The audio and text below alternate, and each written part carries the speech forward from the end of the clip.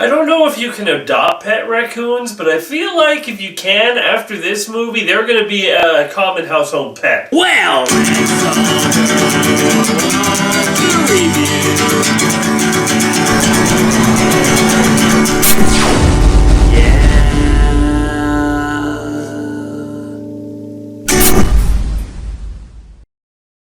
Hey everybody, how's it going? I am Lazy Dude. Welcome to my review of Guardians of the Galaxy Volume 3. Yeah, I'm a little late on this one, so just so you know, I just want to say it right up front, I enjoy this movie quite a bit. I do think there are some problems with it, but I think overall there are some real stellar parts of it, so I'm going to go all spoiler review on this, because I want to talk about all the stuff that I want to talk about. I don't want to have to pussyfoot around it, so if you like the other Guardians of the Galaxy movie, you're going to enjoy this one. Definitely probably the best out of all the Marvel properties that have been coming out recently, with maybe Werewolf by Night. This guy could compete with it, but besides that, this is definitely one of the best of the newer Marvel stuff. So let's just get into it. Spoiler warning has been had. So the Guardians of the Galaxy Volume 3. When I was seeing the trailers for this movie, honestly, I wasn't sure what direction they were really going with it. And I had actually kind of avoided too many trailers, because I was like,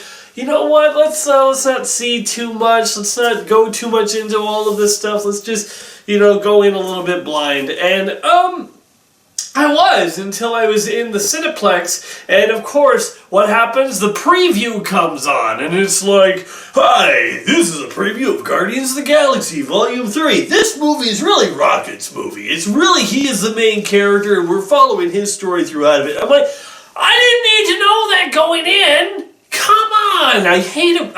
Honestly, Cineplex, you need to get on your game. The one thing I hate about is when I find like a special featurette about a movie I'm just about to see. I don't need to see that right now. Okay? Gosh dang it.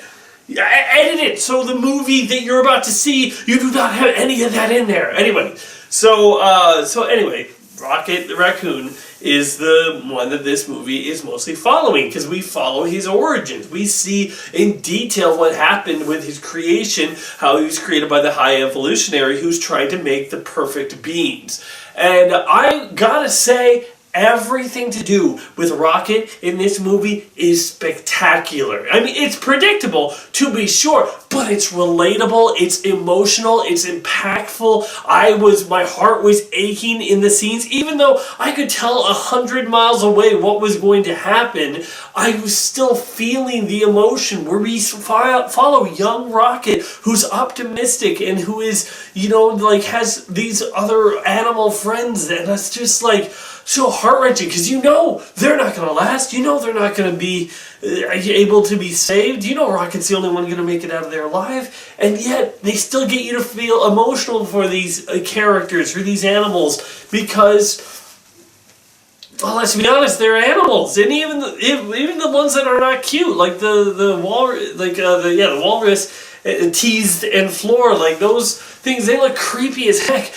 I still felt really, really bad, especially like the rabbit character who was a little dim-witted, when she was like saying, let's go, let's go, let's go, and then she just gets, it was heartbreaking. It really, really was. Anything to do with the past scenes is spectacular in this movie. But I will say, it makes the movie a little bit interesting when it comes to the way it's edited. Because Rocket, while being our main character, like that guy said in the interview, he's out of it for most of this movie. In the very beginning, he gets straight up thrashed by Adam Warlock, who is, in this movie as well, who I'll get to.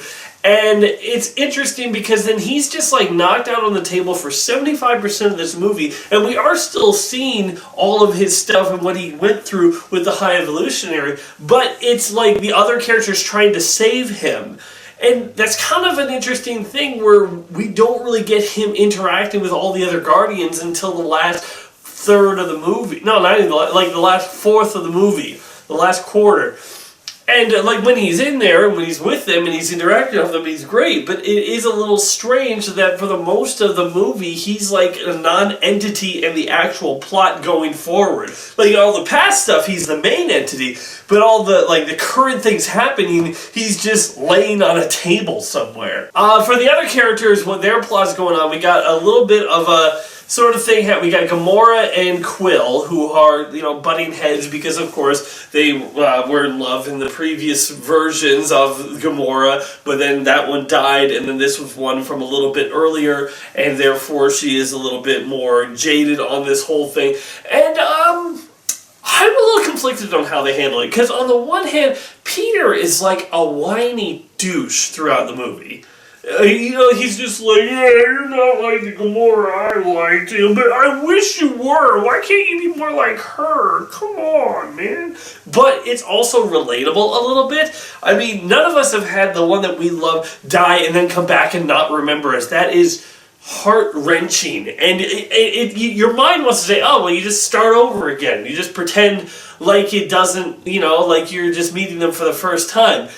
But you can't, someone starting from this level of love and attraction to a character when the other person starting at none, like Gamora really had to know Peter as a friend first, he just comes across as too much, and it's understandable why he would come across that way. But it does make me dislike Gamora a little bit because she's being such a jerk, and it does make me dislike Peter a little bit because he's not really, he's a little whiny. However, I will say that both of them are relatable and it's realistic in their things. Like, I kept on expecting them to do a thing where, like, Nebula, I would touch your mind and I touch your mind and then here's your memories back, or at least what Quill remembers of you.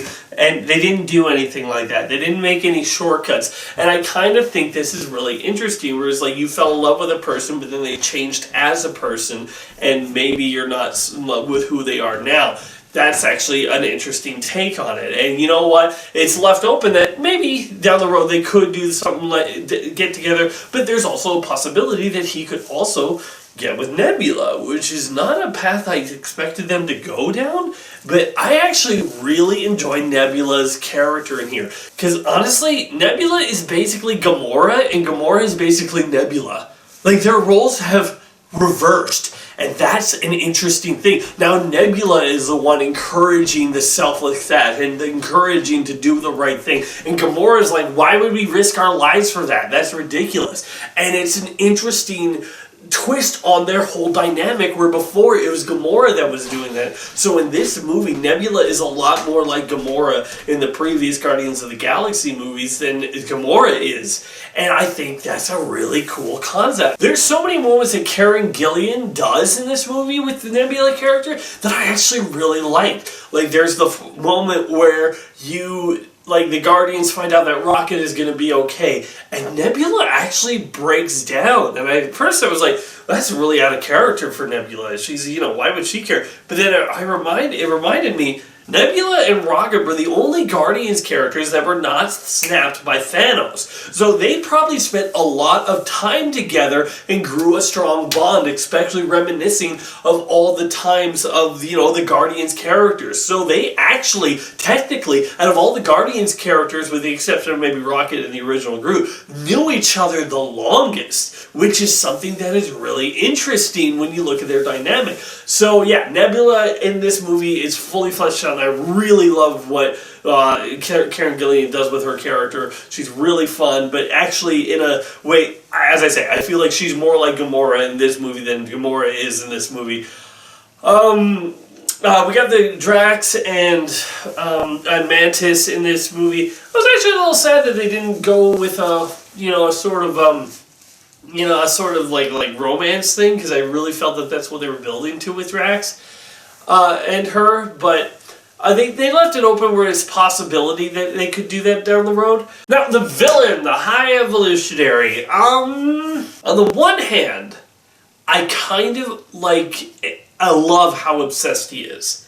Like, he will let everything else burn. He's just so obsessed with building the perfect people, the perfect society, that he will just let an entire planet that he created, with all these people that he created, die. Just because, no, it's not good enough. Destroy it.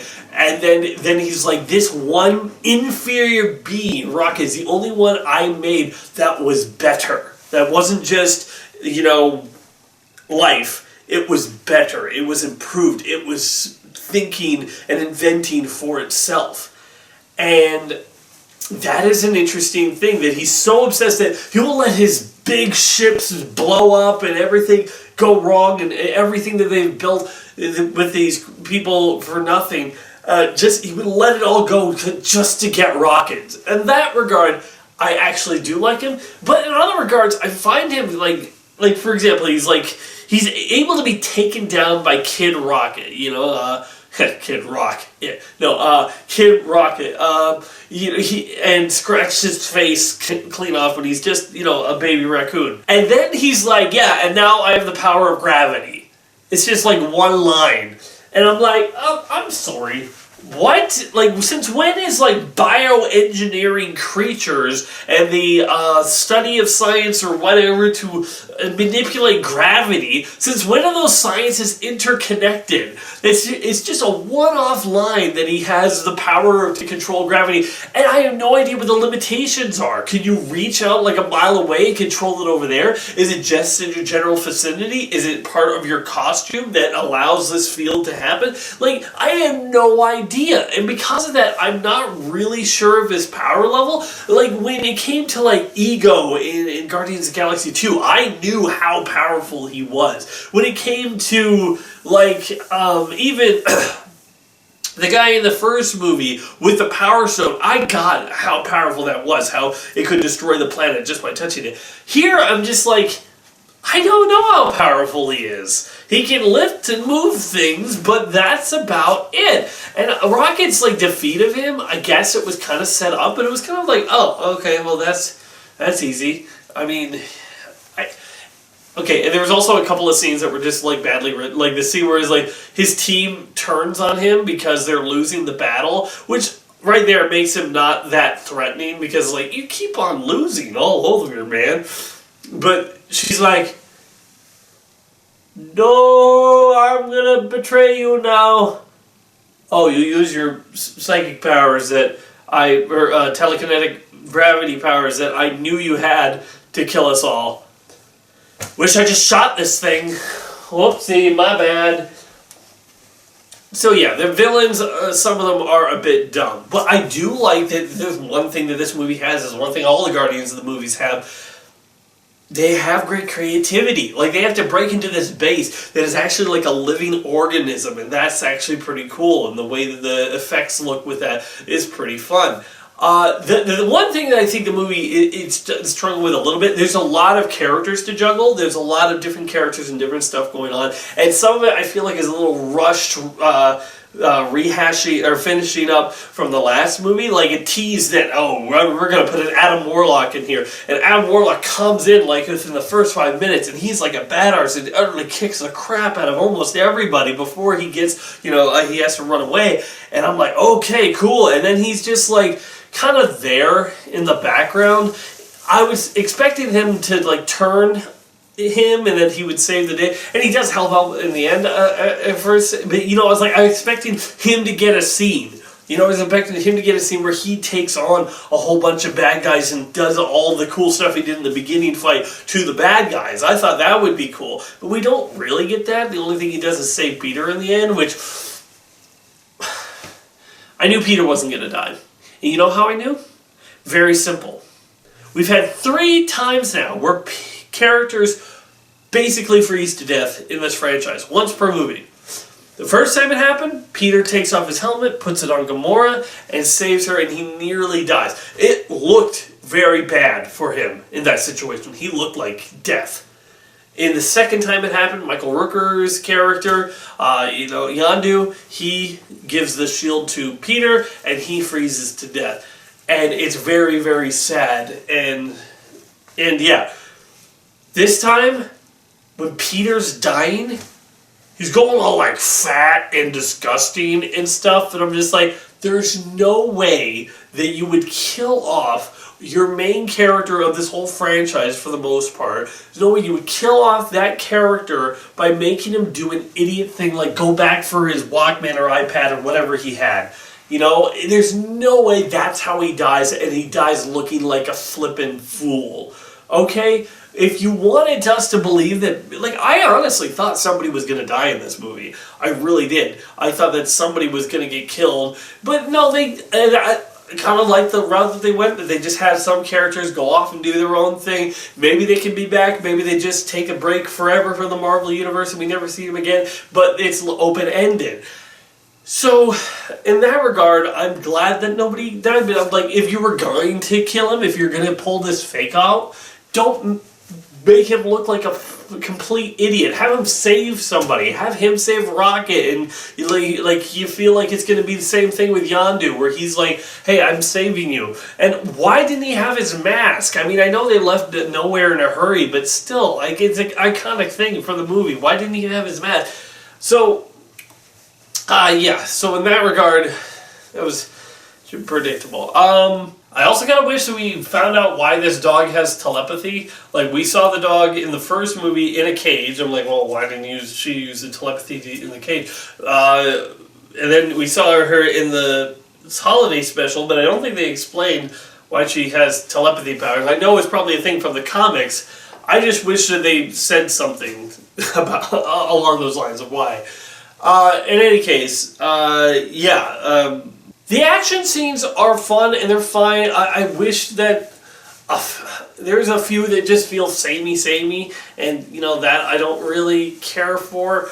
But I feel like for the most part there are some really good scenes. There's a scene where they all get together, they're all doing a big hallway fight, and that is really well done. But a lot of it's just like a lot of superhero action seems to like blur together with me, and not a lot of it stands out. There was a few that stood out. There was that one, there was a fight in the beginning that was pretty good, but the other ones in the middle were just kind of like samey. So yeah, in the end I would say that I really did enjoy Guardians of the Galaxy Volume 3. I might have complained a little bit too much here, but I did like the movie. I think that it's kind of on par with the second one. I feel like there's some good action moments. There's some good moments of heroism in the film. There's some good character moments. There's a little bit of annoyances with some of the main characters and stuff like that. But the stuff with Rocket is actually really, really good. And I like in the end he finally accepts him being a raccoon and who he is. And he stopped running from that. And he's like, I am Rocket Raccoon. And that's pretty good. And you know, it's funny for me to say how much I like Rocket,